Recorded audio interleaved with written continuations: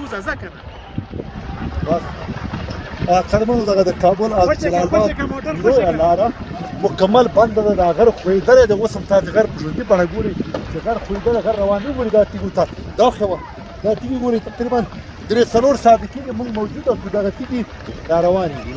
دا تیږې ښویېږي لاندې. نور هغه ورونه چې په جلال آباد کې دي یا په کابل کې دي، جلال آباد کې پاتې شي، د کابل کې پاتې شي، سفر مه کوئ. مکمل لاره بنده ده او 100% خطره د غر روان دی. ګورئ جدا شوی دی.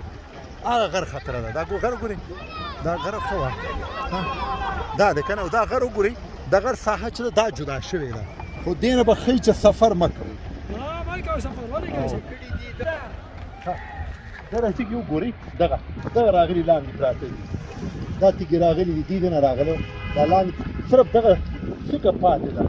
نو دا په 100% امکانات دي چې لاندې راشي. او د څوکې نه اخوا وګورئ هغه خپله هم لاندې راغلی دی. وګورئ هغه تیږې ټول لاندې راغلي دي. هغه تیږې راغلی ګوره هغه تیږې ته ګوره هغه دی وګوره راغی راغی ګوره تیږې راغلي هغه دی. دغه تیږې خطا شوې ګورئ خطره دی. ګوره تیږه راغله.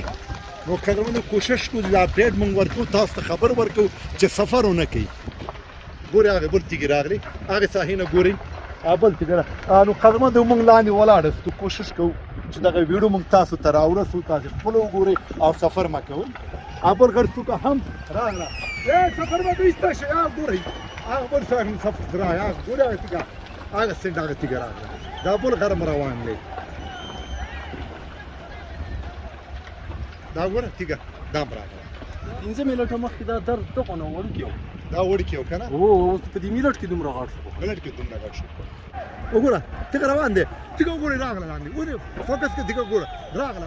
مه راځئ وځه دې خوا وځه تیږه راغله وځه دا تیږه ښه ده لاندې راغله تیږه وځه بس سړک یې بند کړو. دا تیږه راغله سړک بند شو.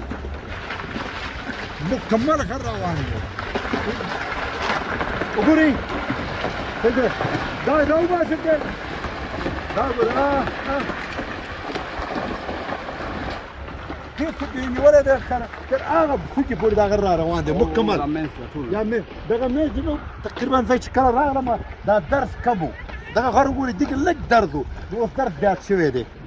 هغه څه کوم راغله ګوره تیږې روانې دي راغله هغه دی دغه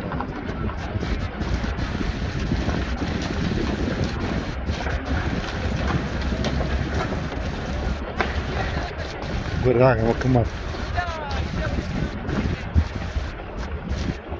دا بندې کې راغله دغه تیږې وګورئ دا غر روان دی. فرق باندې والي آخر دا ګوره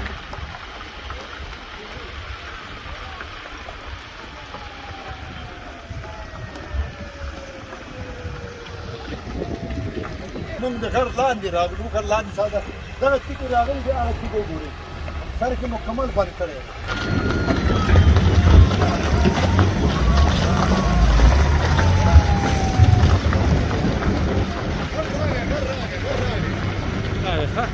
دا ګوره دا د غره حالات دي. غر راغی ما کې لیکل شوي دي کارغه شریعه بنسټ ګاډ راغلی. دا ګاډی هم فوکس مخکې دی زما ګاډی تېر شو. اجازه واخلئ. نو کوشش وکړئ چې د ننګرهار او د کابل لویه لاره بنده ده سفر مه کوئ. نو قدموندو 5-6 ساعت یم دغلته ومه یو خبر ناست و تاسو ته مې راورسولو. اجازه راکړئ الله حافظ.